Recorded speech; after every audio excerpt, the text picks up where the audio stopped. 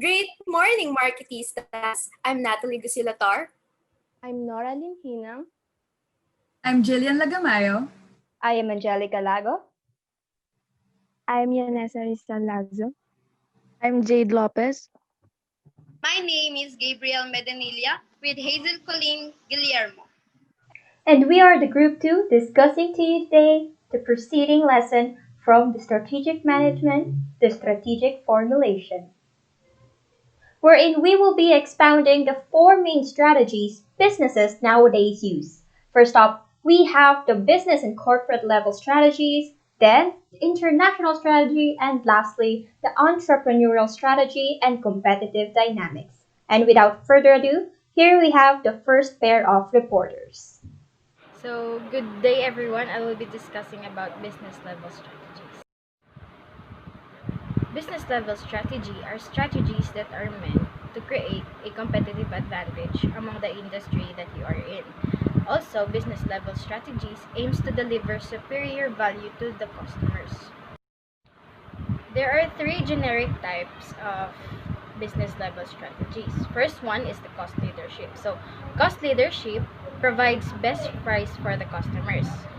It aims to give the customers the lowest price possible, and by lowering the cost, it would give them the competitive advantage.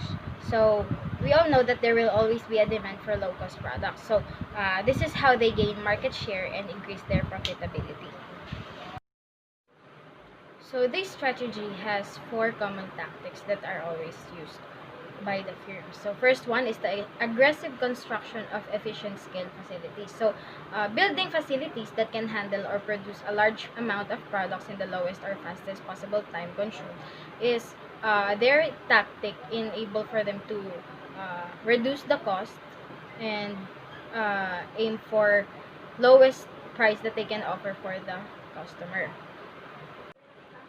Second tactic is the vigorous cost reductions from experience. So, in this tactic, you push through the highest rate of cost minimization. So, an example of this is urging your customers to bring their own bags when grocery shopping or charge them for bags when they don't have one. Third tactic is avoidance of marginal customer accounts. So, the firm, as much as possible, avoid or prevent market from not buying or delaying the payment or delaying the process of buying and consuming their product. So for the fourth and the last tactic, cost minimization on all activities in the firm's value chain. So cost reduction on all the activities in the firm's value chain, such as research and development, service, sales force, and advertisement would be a much helpful tactic. But you should always consider the amount of value reduction for your customers and still meet what they needed. Moving on to the second strategy, which is the differentiation strategy. So differentiation strategy creates or builds uniqueness for the product or service that you are offering. So by this strategy, you are aiming to create a product that no one else can do and charge it with a much higher cost. Your product should have a superior function and features enable for you to top the market's competitive advantage. So, there are 6 forms of differentiation. First one is the prestige or brand image. An example of these are luxury cars such as Lamborghini, Ferrari, Porsche, and etc. Next one is the brand quality or how well the firm meet the customer's expectations. Third one is the technology. An example of this is the iPhone that we all know is the leading mobile phone in terms of their technological features. Next one is the innovation. An example of this is Tesla because they utilize the electricity or they are using electricity in order for the car to run.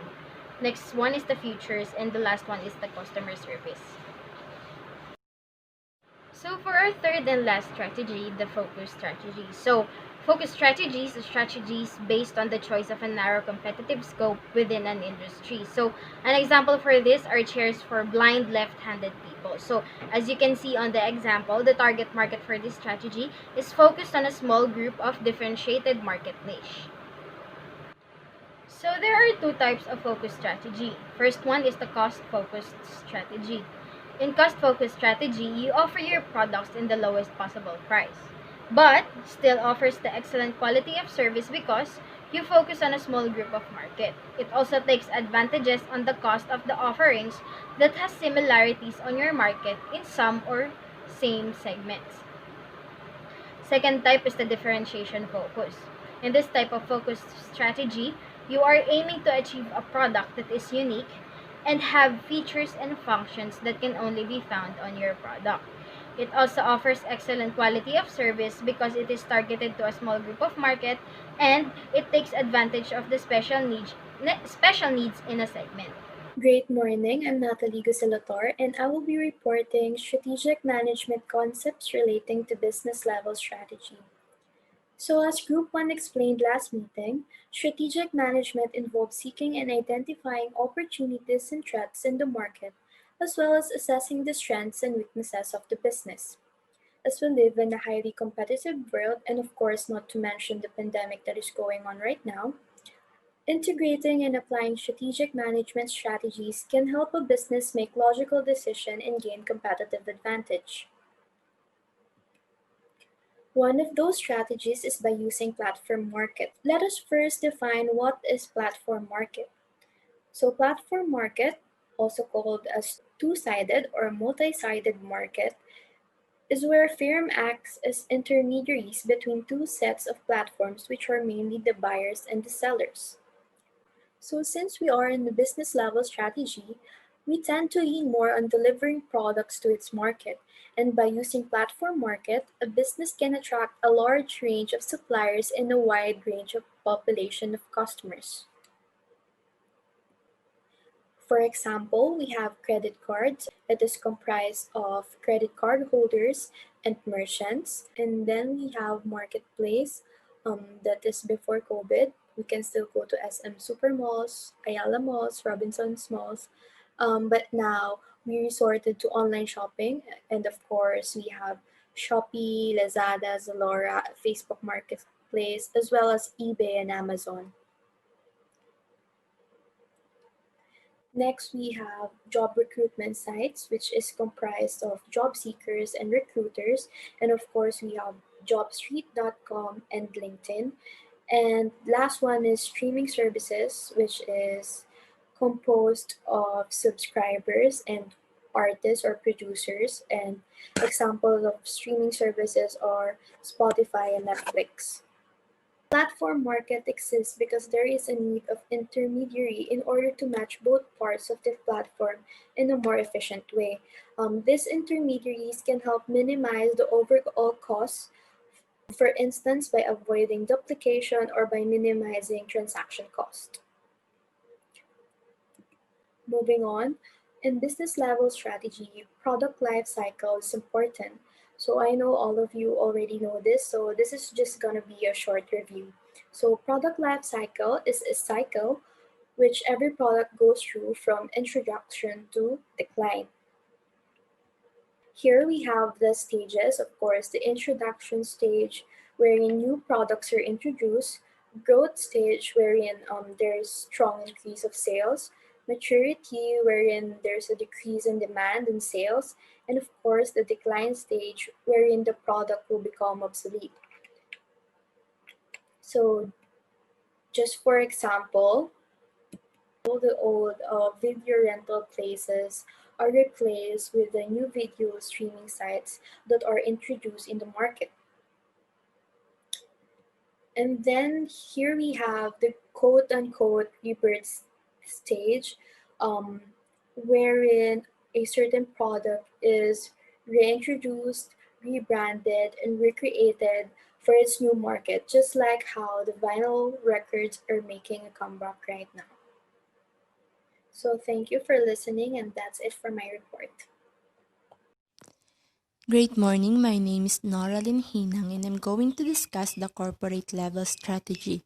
So this strategy is an action taken to gain a competitive advantage through the selection and management of mixed businesses competing in several industries or markets.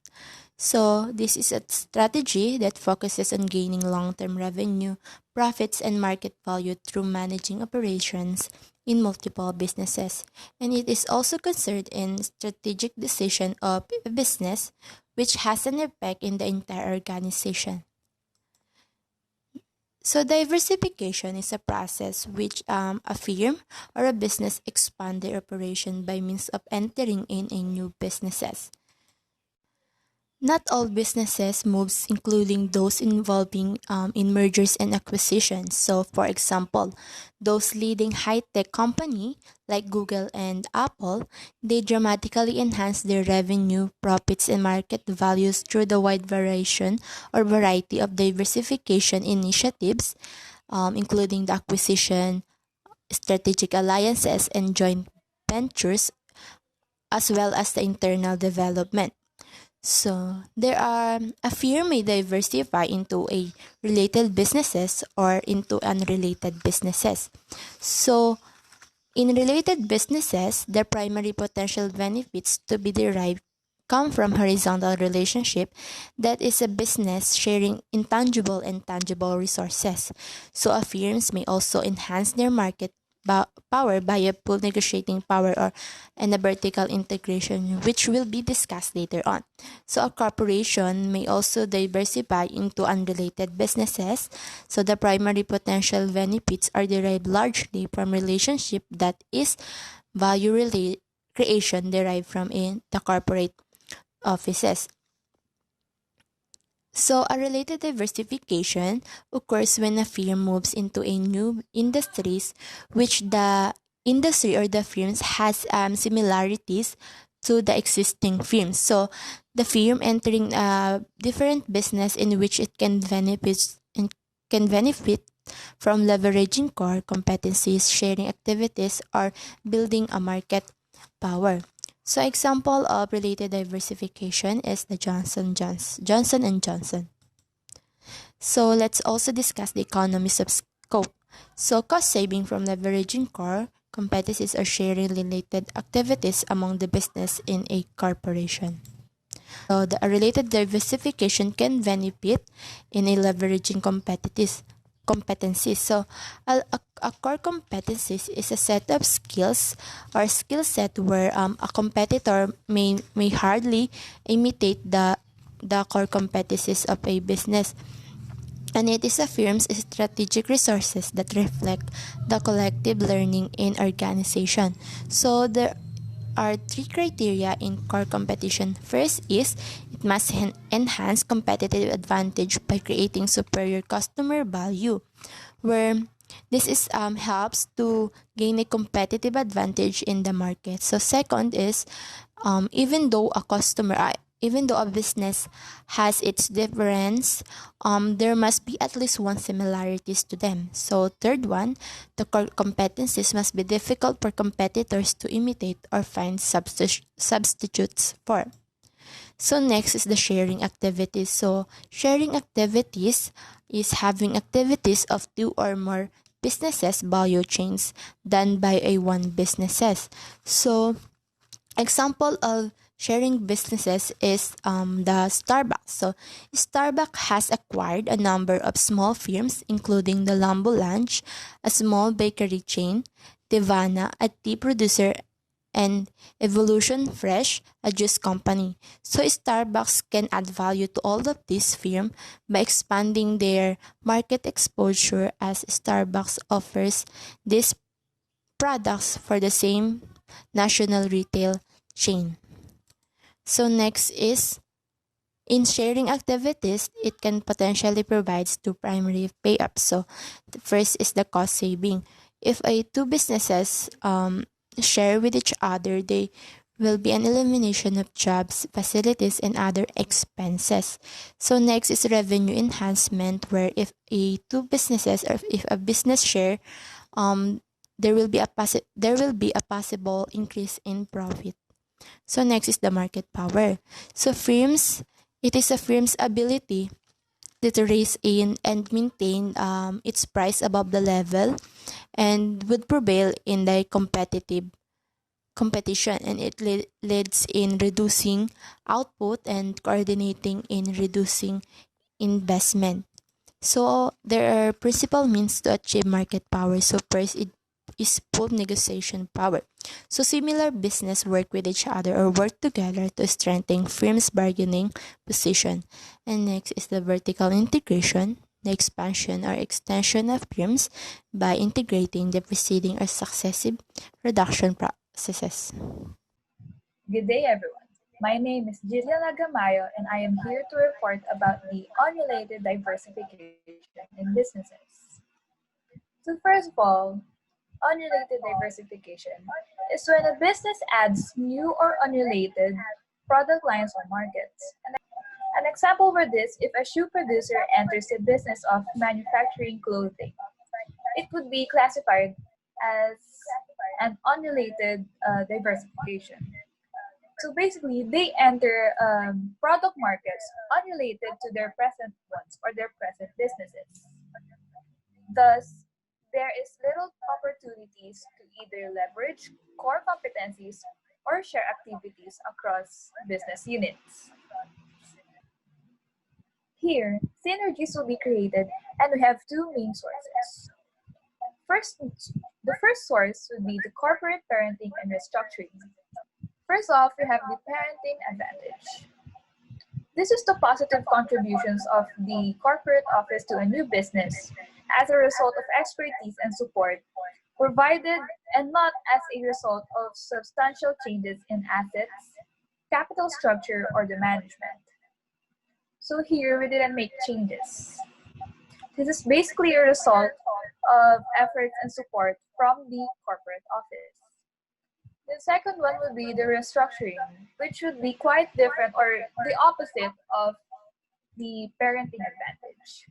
Restructuring is the intervention of a corporate office in a new business that substantially changes the assets, capital structures, or the management.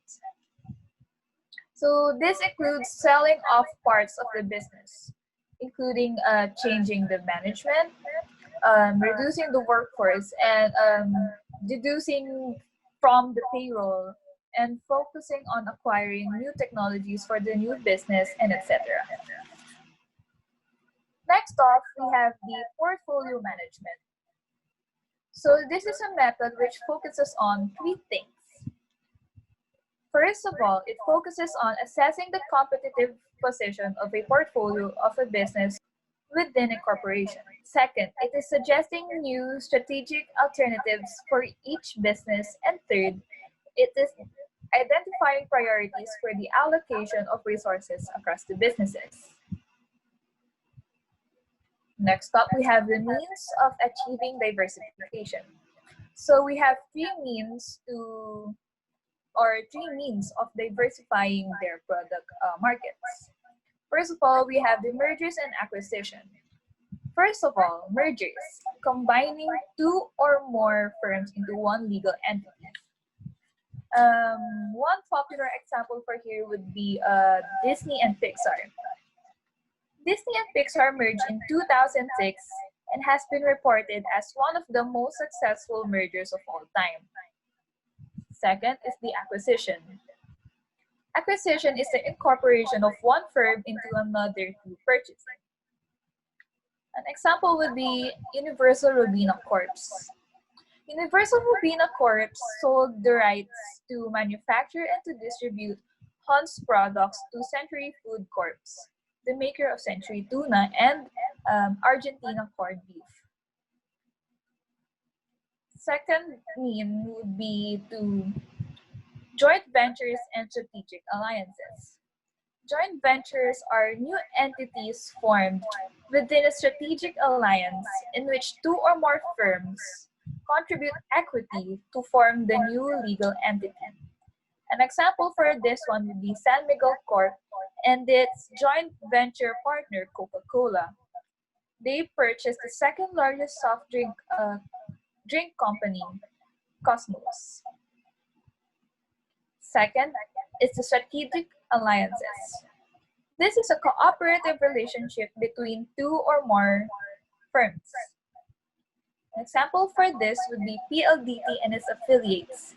They forged a strategic alliance with the Philam group of companies for the development, promotion, and cross-selling of their products and services. And the third is the internal development. This is entering a new business through investment in new facilities, often called corporate entrepreneurship, and new venture development. So great morning once again, Marketistas. My name is Angelica Lago, and I will be the next reporter to talk about the strategy of international businesses. Now, before we even begin with defining what international strategy is, let's first know what is its main objective. Of course, the main objective of businesses that go internationally is to gain and increase profit more than they could with their own country. So, one way of doing so is by doing it internationally. So, international strategy simply refers to exporting or importing goods and services to and from foreign markets. So, this is a strategy mainly used by companies locally that want to let their products, services, or brands be known internationally, and by doing so, they make it available in foreign or international markets. So let me give you a brief, some examples, or what are the brands that are from the Philippines that made it into the international market. Of course, we have here the Lucky Me Pancit Canton. We also have Alaska Milk Corporation. We have the Asia Brewery Incorporation, the Ribisco, and the NutriAsia, which we all know and are familiar with since we all grew up knowing these brands. Then to just discuss this one briefly, we have the Philippines' most valuable export products in 2019. And these are the products that are mainly, or these are the raw materials that are mainly exported by the Philippines to other countries or neighboring countries. So we have the electrical equipments or machineries. We also have machineries that includes computers. We have fruits, opticals, gems, metals, copper, ores, vehicles, mineral fuels including oil, and of course plastics. So, okay, so what is its connection with globalization? You see, international marketing, in its simplest term, it means it's exporting and importing products to and from international markets. So globalization is somewhat the cause of international marketing. International marketing is the effect of this global phenomenon that we know as globalization. So what is globalization? Globalization, this refers to when a country's product, culture, norms, traditions, values are being known by other countries. These products are not only just known domestically, but they are also known globally, internationally, and from one market to another. That is a part of globalization. Thus, that is why it is connected with international marketing. Back in 1990s, Michael Porter had conducted this 4-year study regarding what are the factors that affect nations' competitiveness. In marketing terms, this is known as the competitive advantage. So Michael Porter, along with other researchers, named this as the diamond of national advantage. So here are the 4 factors that affect competitive advantages in a nation. So the first one is factor endowments. What is this? It is the nation's position in factors of production such as skilled labor or infrastructure necessary to compete in a given industry. So factor endowments, this just means that it is the nation's capacity to provide human labor, their skills, to provide them with quality infrastructure and other stuff that is provide to other countries. Then the next one have demand conditions. So this is the nature of home market demand for the industry's product or services, meaning when of course when this product is highly demanded or highly regarded in this country alone, in your country, in your home market, then it is most probably that you would also take that advantage, leverage it, and optimize it to other foreign markets and study how it would go in their area, right? So that is demand conditions. You analyze the demands that are in your country and the other country and make that as your advantage. Then the third one is related and supporting industries, wherein these are the presence of or absence in the nation of supplier industries and other related industries that are internationally competitive. So of course, when you're doing your business, you will always have your peripheral activities, your sidelines, because you can't only just focus on your core businesses, your activities that relate to your core businesses, but you also need this your third parties, like for example, you have to have your suppliers, your manufacturers, your producers, your delivery men, your middleman. So, as Michael Porter have regarded, these are what supports the businesses in an industry, and that's what makes it as a competitive advantage of a business, because you have someone to support you, meaning you are really highly regarded in that industry.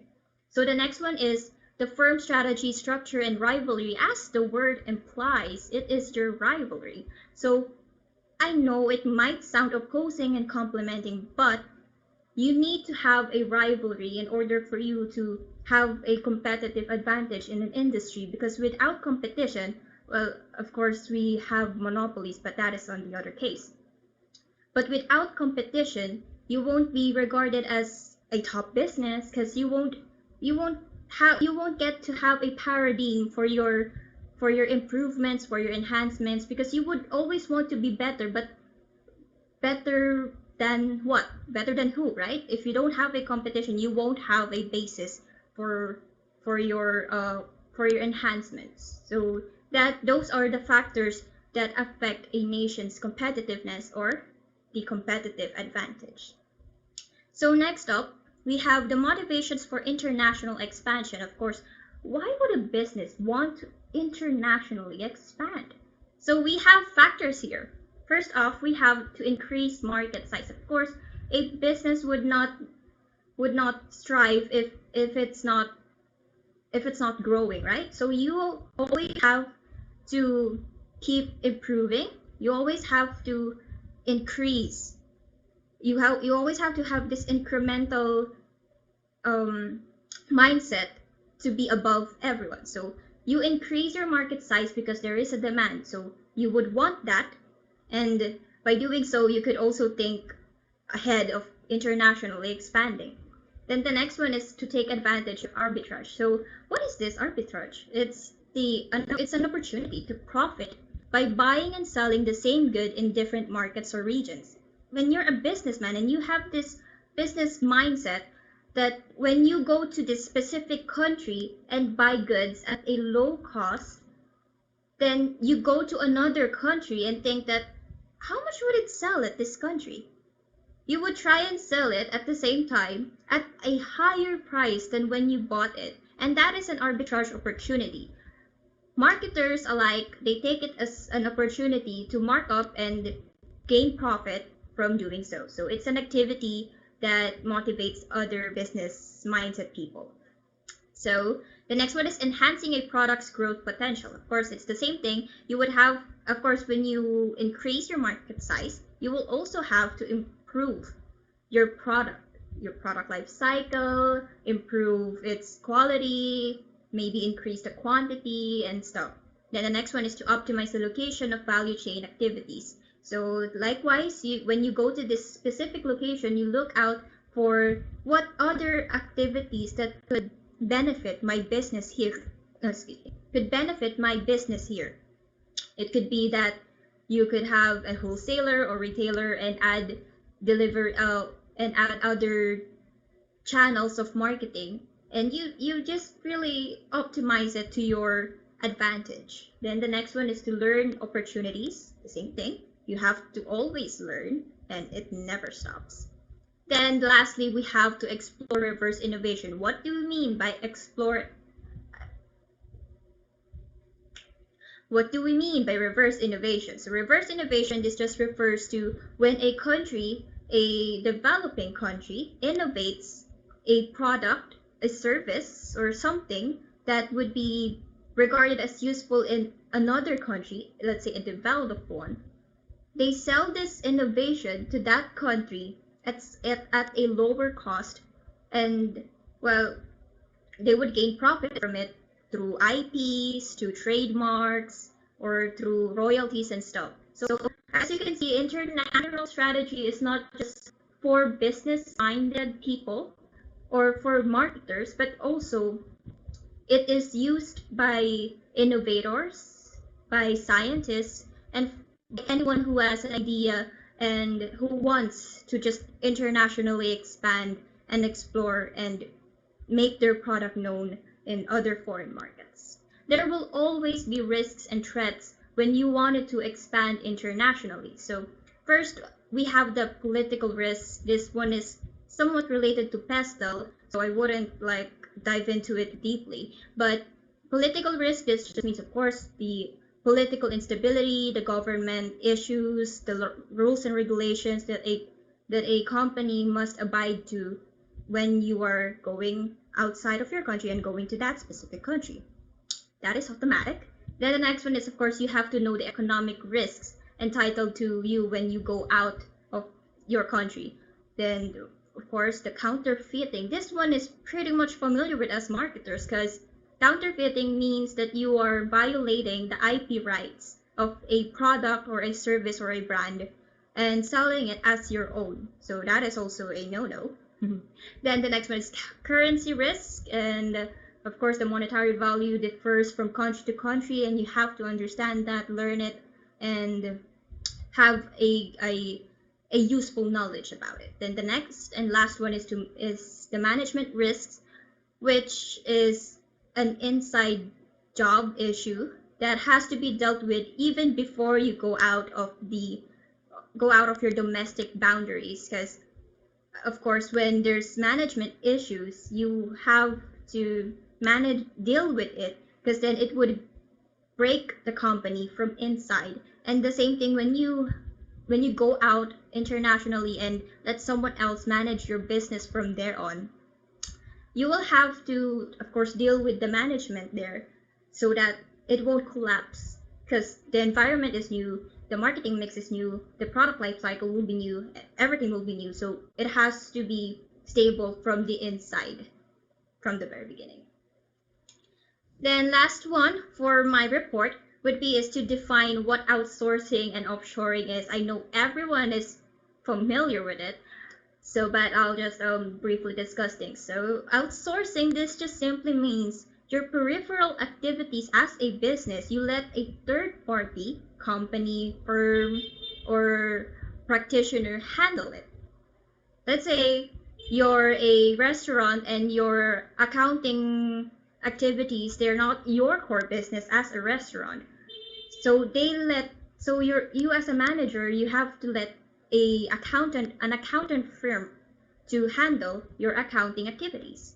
So then as compared to offshoring, wherein you don't put an activity outside of your business, but you place a person outside of your business, let alone outside your country. So when offshoring means that you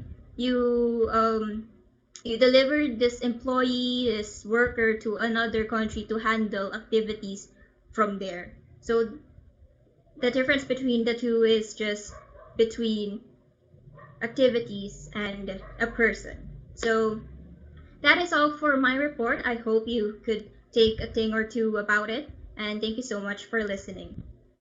Great morning, everyone. I am Yanessa Rizalazo, and I am going to report about achieving competitive advantage in global markets.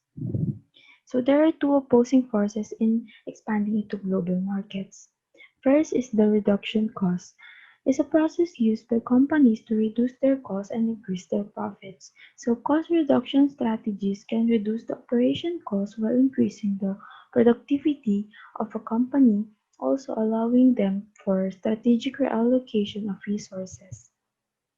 So we have to take note that costs and expenses are two different aspects, wherein expenses are those expenditures that is necessary for a company to continue to function, while on the other hand, costs are associated with the delivery of goods, raw materials, and the taxes. Next is adapting to local market is a process of modifying an existing product so it is suitable for different customers or market. So it is vital, especially on the company that export their product, so that they will ensure that the product will meet the cultural and regulatory requirements of the market that they are penetrating.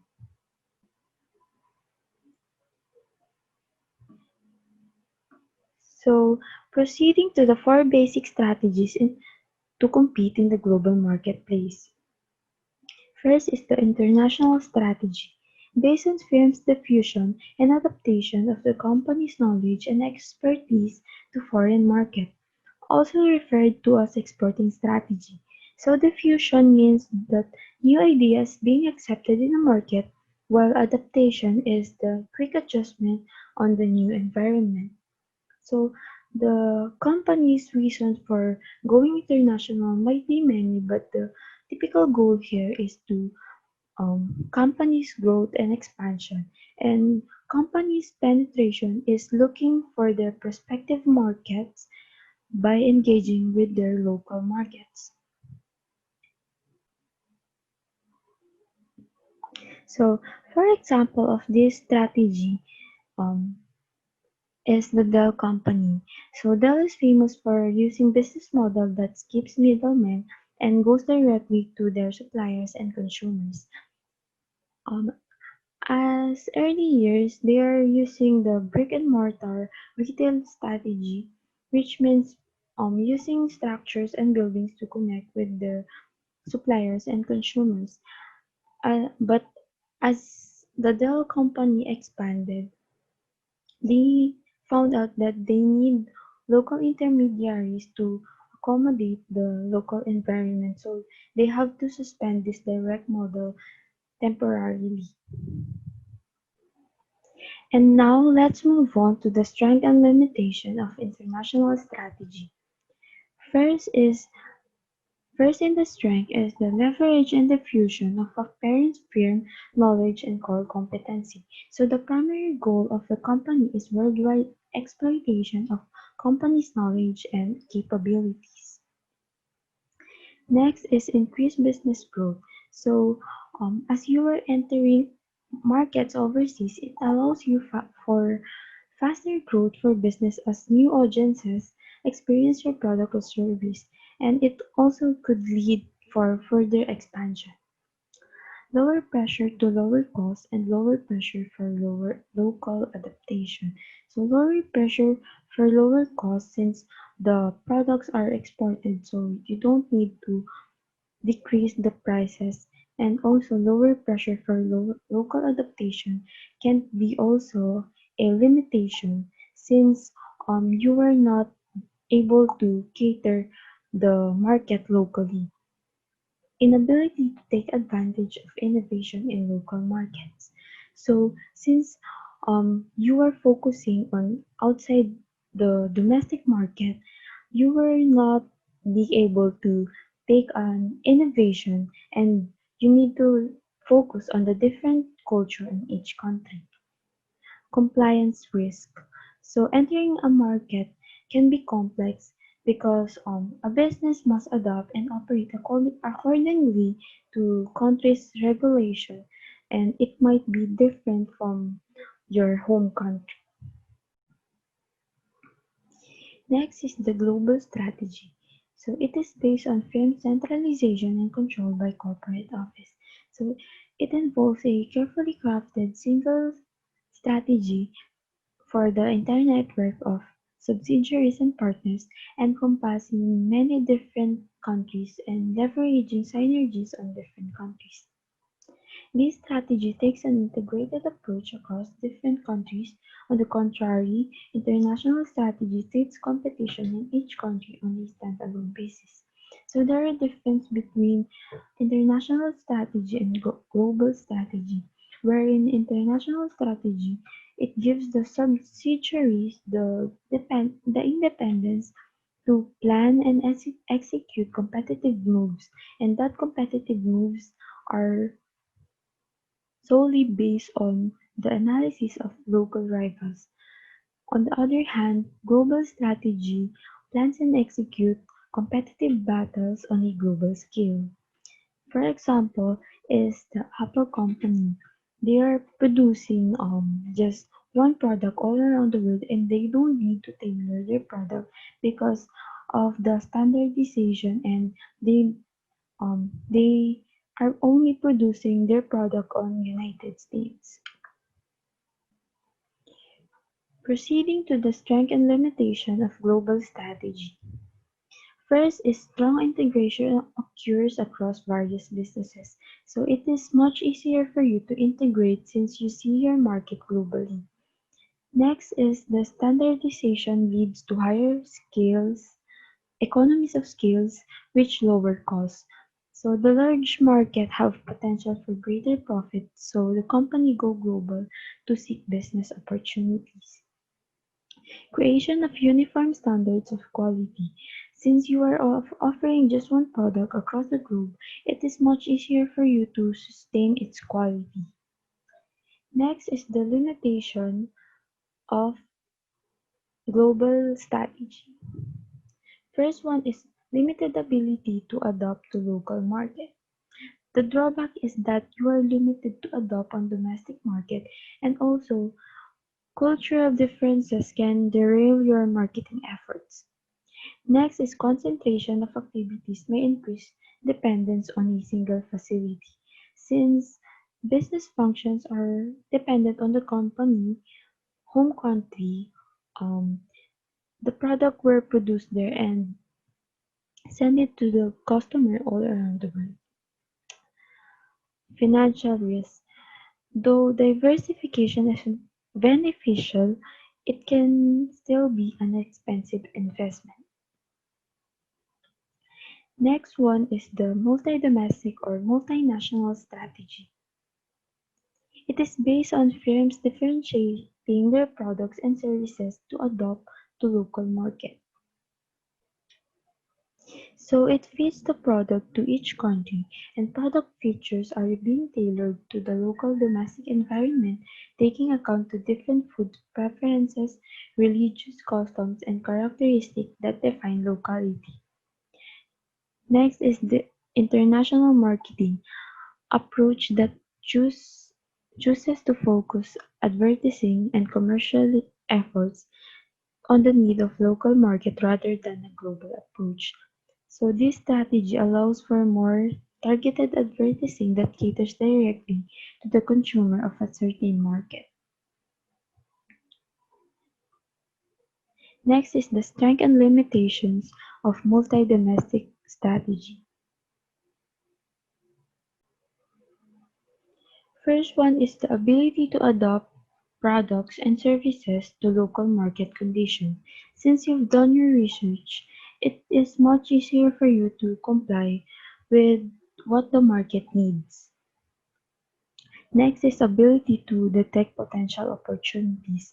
It allows companies to communicate their competitive advantage to consumers in a way that connects them. Next is the world has more cultural awareness. So expanding to local market will present you with brand new sociological certainties.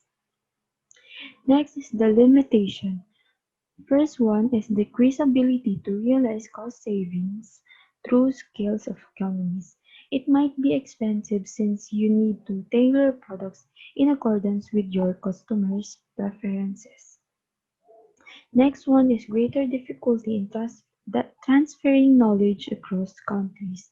Since it is widely diverse, they might have discrepancy in transporting knowledge. Last one is they're subject to more laws and regulation. Some countries do not allow a company to run their business the way it operates in another countries because they have different labors and business laws in each country. The fourth one is the transnational strategy. So it is based on firms optimizing trade-offs associated with efficiency, local adaptation, and learning. So this strategy is a set of planned action defined by a company have to have operations in market abroad, and also it allows brands to expand their global footprint in selling their goods and services. Firms using this strategy seeks middle ground to between a multi-domestic strategy and global strategy. So there are also difference between transnational and multi-domestic strategy, wherein multi-domestic strategy they have headquarters and management in a parent country and the decision making is made by them. On the other hand, transnational strategy is where the decision making, office culture, and marketing strategy are decided in which country the company is operating. So, an example for this strategy is the Coca-Cola, which is a very well-known soft drink that is being sold in over 200 countries around the world. And the company retains its same beverage formulation in each country as well as the logo and contents, but the bottle label may reflect in local language. Proceeding to the strength and limitation of transnational strategy. First of the strength is expanding of business. So it helps the company to expand its business because once a company adopts this strategy, then the whole world is a market for the company's product and it can reach wider range of market. Therefore, higher chances of company to generate bumper sales. Next is ability to attain economies of scales. So this strategy is cost efficient since you were um, able to produce goods without altering the product itself. Next is ability to adapt to local markets. So it is you need to adapt in each local market of different countries. So um it is an advantage for you since you will have to know what their needs and wants. Next is ability to locate in optimal location.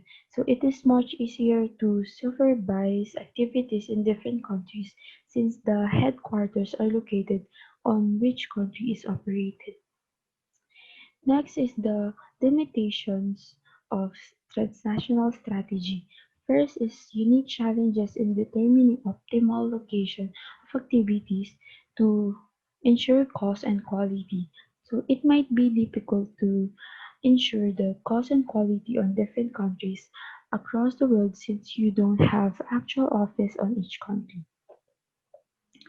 Next is unique managerial challenges in fostering knowledge transfer. So another demerit is the risk of company that may lose over the operation of business that is happening in country as the decision making is not centralized. So now let's move on to the entry modes of international expansion. First off is the exporting is one of the way that business can rapidly expand their potential marketing. So when we say exporting, it means that something or a product that is being shipped or bought to another country to be sold or traded. So some companies uses distributors to or export intermediaries as they represent the company in the foreign market and they act as the face of the company. They are the one who is selling, providing customer service and receiving the payments. And the company uses distributors because they know the local market and it is the cost effective way to enter a new market. Next is licensing. A company sells licenses to other companies in exchange for the right to use its trademark, trade secret, or trade valuable intellectual property. So licensing involves obtaining permission a company to manufacture and sell its product and in exchange for a royalty fee to obtain these rights. Next is franchising. It's a form of business by which the owner of or the franchisor of a product, service, or method obtain distribution through affiliated dealer, usually longer time period than licensing, and includes monitoring, operations, trainings, and advertising. So franchising is allowing one person to duplicate your business in another location, but still on an ongoing assistance of the franchisor.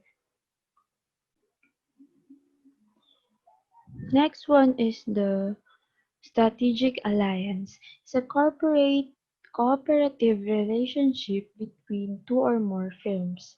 So, strategic alliance is an arrangement under two companies to undertake a mutually beneficial project while each retains its independence, and it may help to increase the performance of a company in expanding into a new product, and also it can improve product line or develop an edge over a competitor. Next is joint ventures, are new entities formed by two or more parties, generally characterized by shared ownership, shared returns and risks, and shared governance. So we have to take note that it is just a form of strategic alliance, and it is a form of business set up by two or more business organizations for carrying out a particular task or business activities.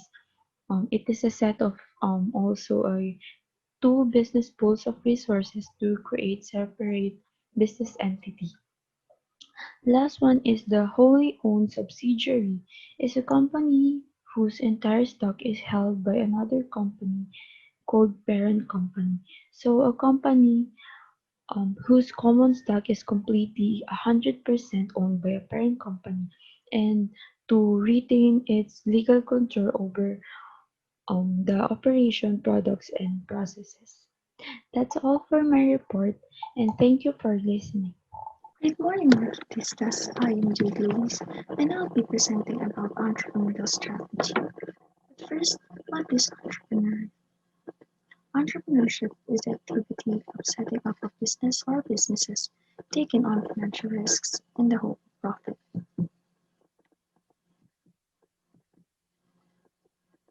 Entrepreneurship refers to a new value creation, even though entrepreneurial activity is usually associated with startup companies. New value can be created in many different contexts, including startup ventures, major corporations, family-owned businesses, non-profit organizations, and lastly, established institutions.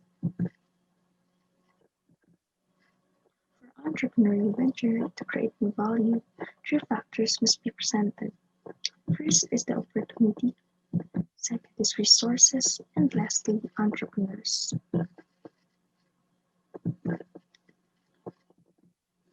Entrepreneurial opportunities. For new business startups, opportunities came from many sources, current or past work experiences, hobbies that grow into businesses, or leads to inventions, suggestions by friends or family, or a chance event that makes an entrepreneur aware of an unmet needs. For all firms, there is a major over- overarching factor behind viable opportunities that emerge in the business landscape, which is change. However, not all such ideas are good ideas. That is, viable business opportunities. To determine which ideas are strong enough to become new ventures, entrepreneurs must go through a process of identifying, selecting, and developing potential opportunities.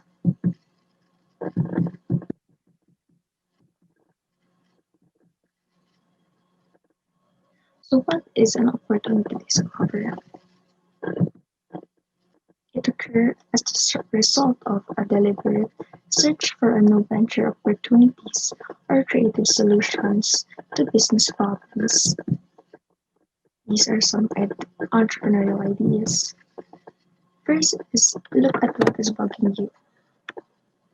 What do you think is the problem that need solutions?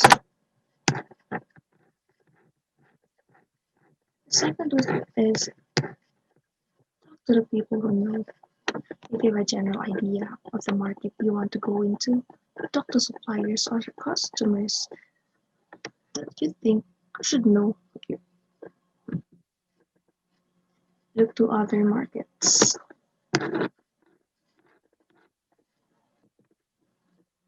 Get inspired by history.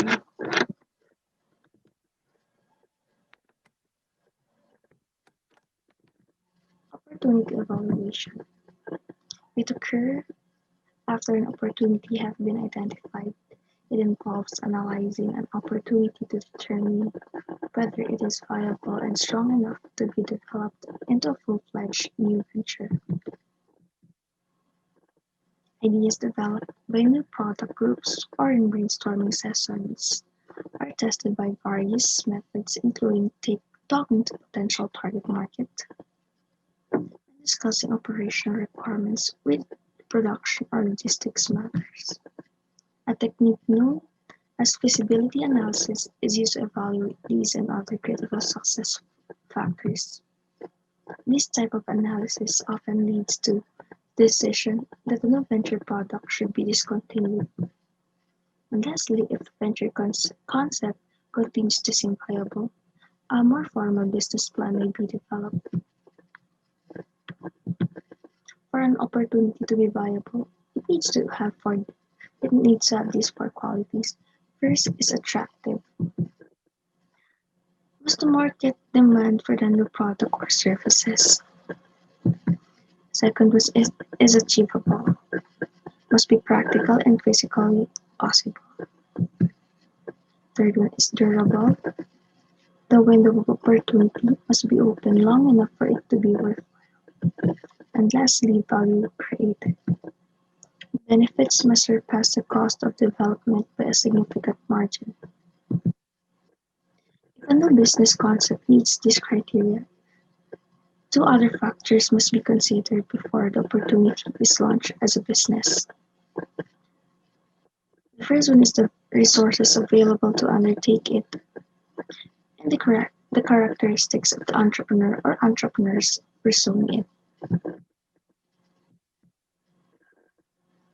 Entrepreneurial resources. Resources are an essential component of a successful entrepreneurial launch.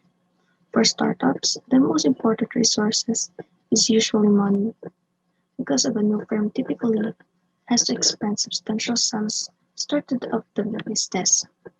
In short, when we say entrepreneurial resources, these are the materials you need for you to start up your businesses. Next is the financial resources. Hand in hand with the importance of markets to a new venture creation, entrepreneurial firms must also have financing. In fact, the level of available financing is often a strong determinant of how the business is launched and its eventual success. The types of financial resources that may be needed depending on the two factors, the stage of venture development and the scale of the venture. Entrepreneurial firms that are starting from scratch, startups are at the earliest stage of development. So for you to succeed, firstly, the company should have the materials and the financial that they need in starting up or putting up their businesses. The funding available to young and small firms tends to be quite limited. In fact, the majority of new firms are low-budget startups, launched with personal savings and the contributions of family and friends. Although banking financing, public financing, and venture capital are important sources of small business finance, these types of financial support are typically available only after a company has started to conduct business and generate sales. Thus, while the press commonly talks about the role of venture capitalists and angel investors in startup firms, the majority of external funding for young and small firms comes from informal sources such as family and friends. What are the sources of capital for startup firms? First is the venture capital. Second is the human capital. And lastly, social capital. is venture capital. It is a form of private equity financing through which entrepreneurs raise money by selling sources in the new venture. Crowdfunding can also provide entrepreneurs with valuable feedback that can be used to refine or further innovate the first product. Here are some of the recommendations. First is the financial statement. Be sure to closely review the corporate tax returns that firms are required to post. Better yet, have your accountant review them to see if anything looks fishy. Second is the license and registrations. You should check to see if the company has current license and registrations needed to operate in its chosen industry.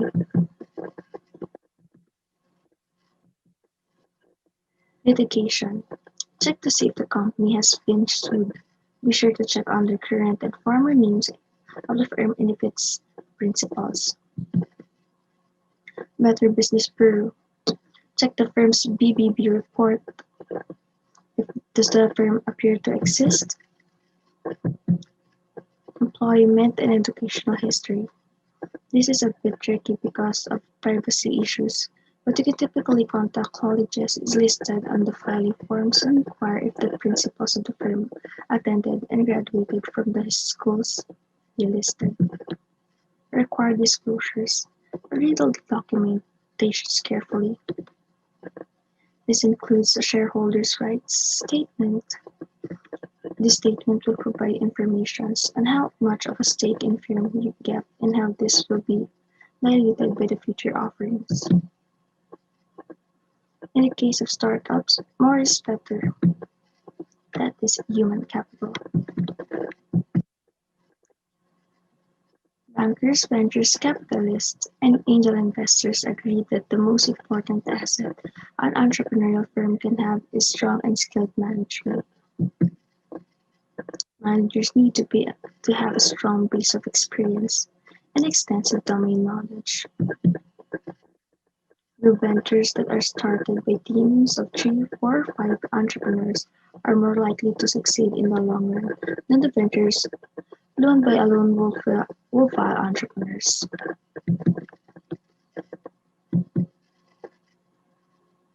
The ability of firms to extend their human capital base to outside partners is an especially important skill in the gig economy.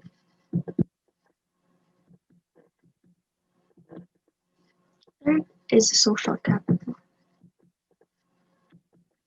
New ventures founded by entrepreneurs who have extensive social contacts are more likely to succeed than our ventures started without the support of a social network. In putting up businesses, it is really important for you to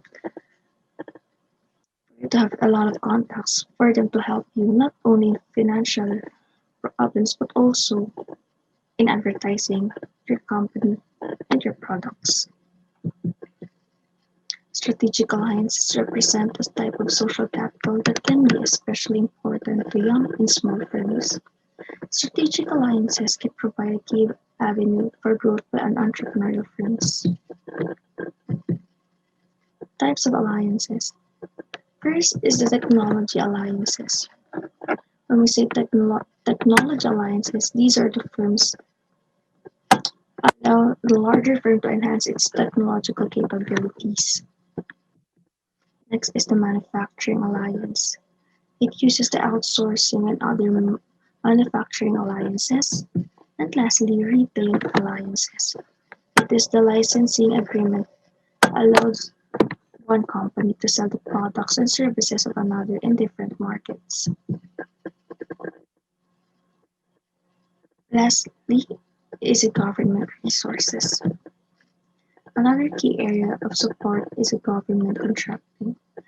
Other government agencies ensure that small businesses have the opportunity to bid on a contract to provide goods and services to the government, although working with the government sometimes has its drawbacks.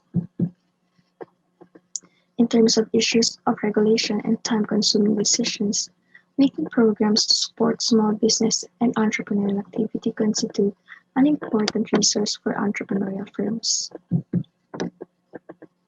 The state and local governments also have hundreds of programs to provide funding contracts and other support for new ventures and small businesses. The entrepreneurial leadership, whether a venture is launched by an individual entrepreneur or an entrepreneurial team, effective leadership is needed. Launching a new venture requires a special kind of leadership. Research indicates that entrepreneurs tend to have characteristics that distinguish them from corporate managers. Differences are higher core self-evaluation. Successful entrepreneurs evidence higher levels of self-confidence and a higher assessment of the degree to which an individual controls his or her own destiny. Higher conscientiousness. Entrepreneurs tend to have a higher degree of organization, persistence, hard work, and pursuit of goal accomplishments. Higher openness to experience. Entrepreneurs also tend to score higher on openness to experience, a personality trait associated with intellectual curiosity and a desire to explore novel ideas. Higher emotional stability. Entrepreneurs exhibit a higher ability to handle ambiguity and maintain even emotions during stressful periods, and they are less likely to be overcome with anxieties. Lastly, lower agreeableness. Finally, entrepreneurs tend to score lower on agreeableness. This suggests they typically look out primarily for their own self-interest and also are willing to influence or manipulate others for their own advantage. These personality traits are embodied in the behavioral attributes necessary for successful entrepreneurial leadership, such as the vision, dedication, and drive, and commitment to excellence. Vision. Entrepreneurs envision realities that do not yet exist. They look on the future. Dedication and drive. Drive involves internal motivation. Dedication calls for an intellectual commitment that keeps an entrepreneur going even in the face of bad news or poor luck. They should be optimists. They should look on the brighter side and ready to stand up and if ever they fail. Commitment to excellence. Excellence requires entrepreneurs to commit to knowing the customer, providing quality goods and services, paying attention to details, and continuously learning. Entrepreneurial strategy. First, the new entrant needs to examine barriers to entry. If the barriers are too high, the potential entrant may decide not to enter or to gather more resources before attempting to do so. Compared to an older firm with an established reputation and available resources, the barriers to entry may be insurmountable for an entrepreneurial startup. In many cases, entrepreneurial ventures are the new entrants that pose a threat to incumbent firms. They're supplying the five forces model to new ventures. The threats of retaliation by established firms need to be considered. Entry strategies. One of the most challenging aspects of launching a new venture is finding a way to begin doing business that quickly generates cash flow, builds credibility, attracts good employees, and overcomes the liability of newness. Several factors will affect these decisions. First one is the product or service, high-tech or low-tech. Second, resources are available for the initial launch. What are the industry and competitive conditions? What is the overall market potential? And lastly, Does the venture founder prefer to control the business or to grow it? New entry strategies. The first strategy is pioneering new entry. New entrants with a radical new product or highly innovative services may change the way business is conducted in an industry. This kind of breakthrough, creating new ways to solve old problems or meeting customers' needs in a unique new way, is referred to as a pioneering new entry.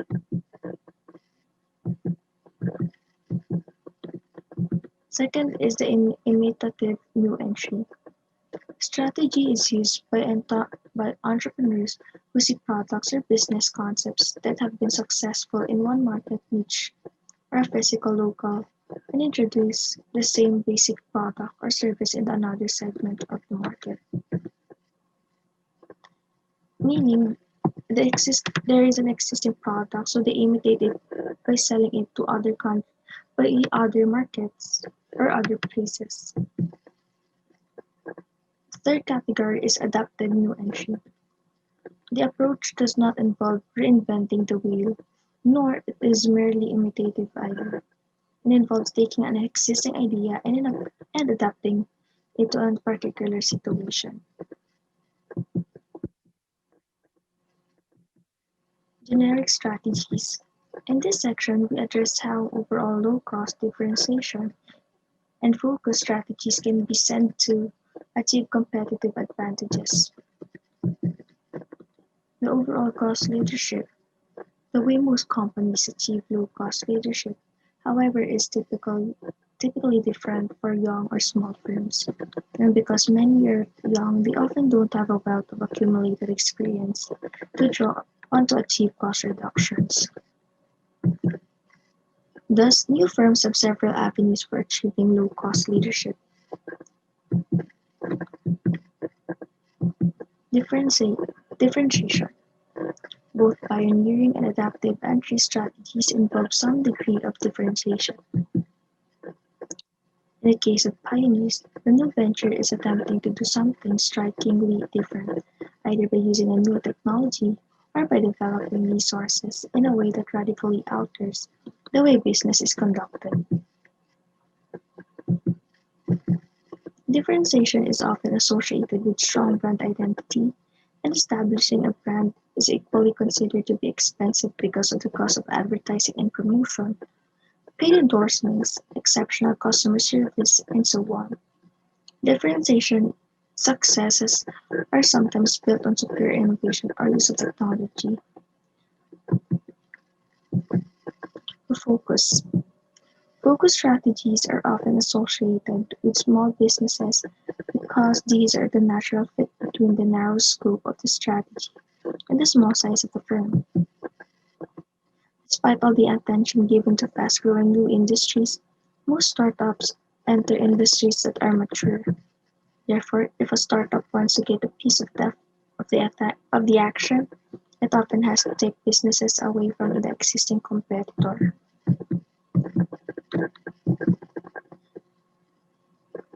That will be all. Thank you. I am Gabriel Medinilla and I'm here to report the competitive dynamics. But first, let's discuss the knowledge objectives.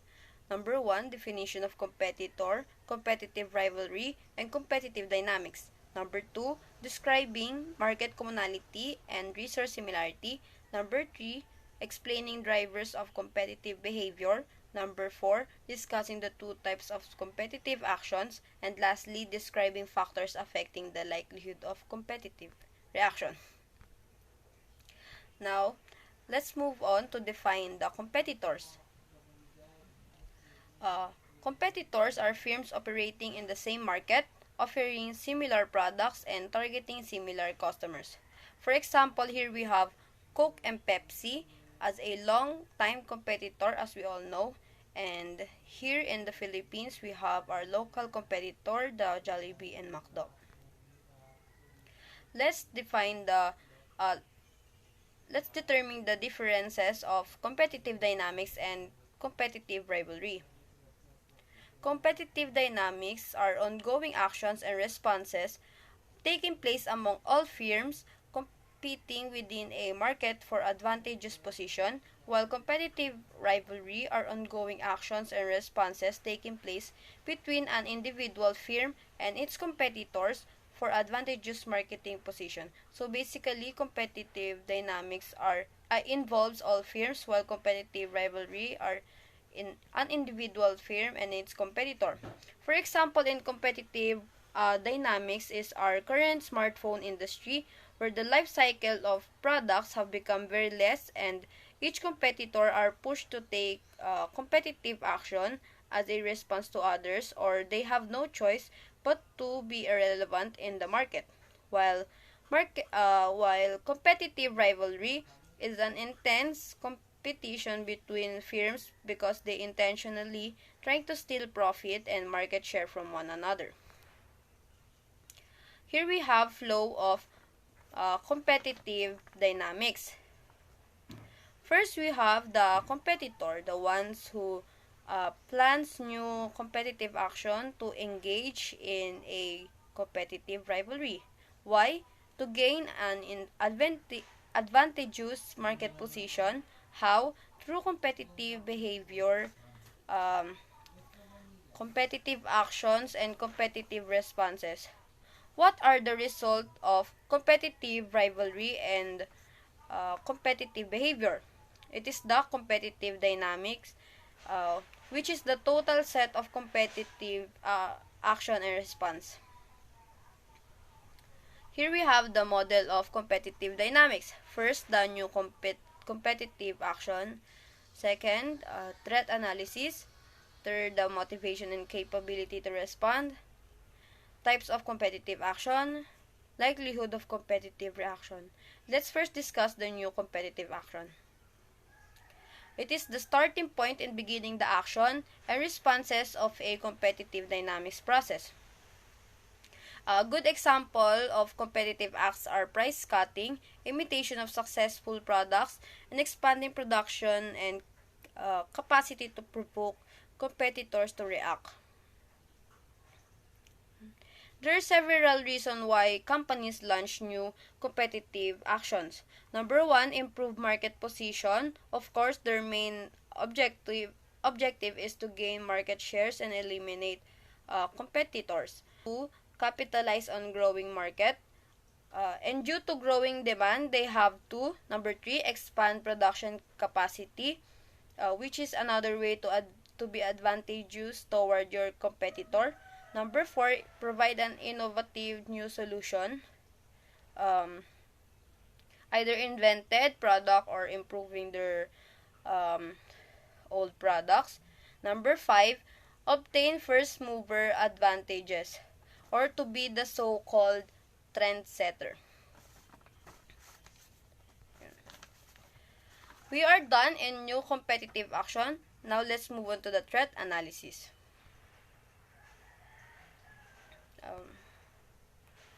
Threat analysis, the firm's study of the competitor's future objectives, current strategy, assumption, and capabilities.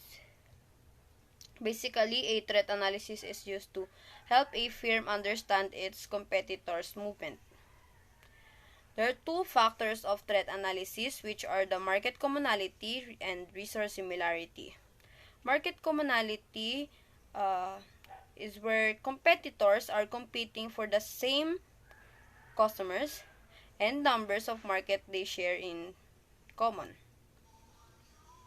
For example, Dell and HP, they share the same market and same target customer. Next is resource similarity. Comparability, the firm's tangible and intangible resources. So, they have the same tangible and intangible resources. For example, Nokia and Huawei. They are both telecommunication equipment provider. They have patent rights to similar technology.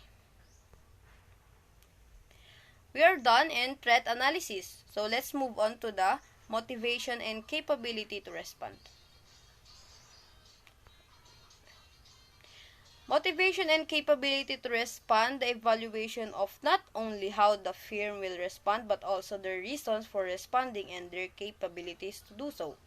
Uh, Once attacked, competitors are faced with deciding how to respond. That's why they need to evaluate not only how they respond but also the reason to respond and responding. There are several factors a firm consider. Number one is how serious is the impact of the competitive attack. Number two, what is the intent of attack?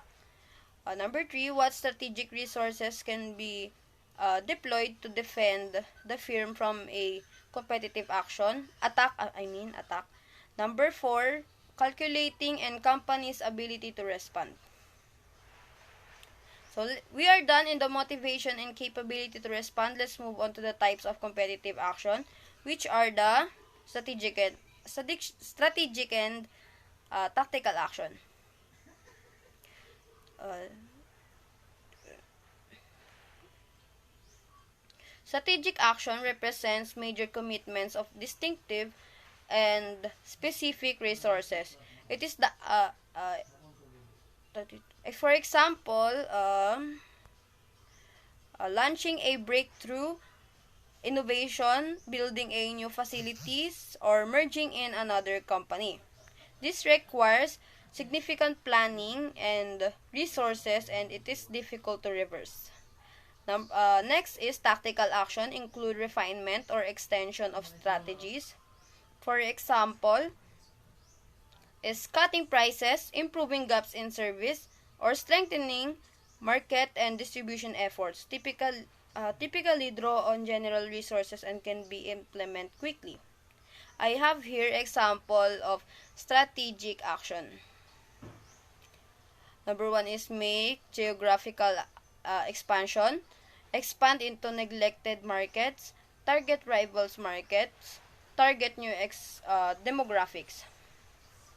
Example of that tactical action: maintain low price dominance, offer discounts, offer incentives, enhance offering to move upscale.